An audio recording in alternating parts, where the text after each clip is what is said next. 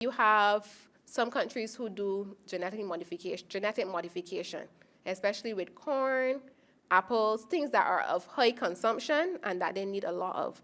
And so because of people thinking that there is a food crisis in terms of we're going to run out of food, people started creating genetic modification of different strains of food. So you have some apples, you would put them down, and you will see that they spoil, they go through the normal process of spoilage, food spoilage. Then you have some apples, you would put them down, and they're not going anywhere. They're going to stay. And so even sometimes you see an apple, and you say this apple is so shiny and it looks nice, almost like the one in Snow White story.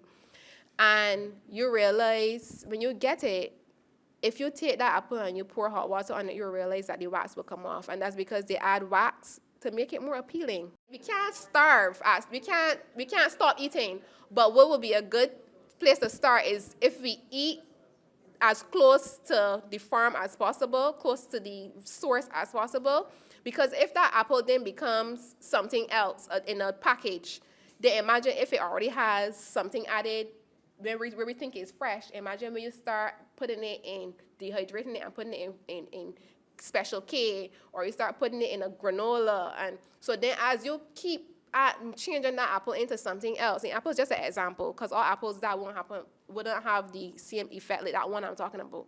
But if you keep adding that same apple to other things, then by the time you get that apple, best you've been eating dirt, because it has gone to a point where there's no value in the apple anymore. It is just a name, and it has no nutritional value.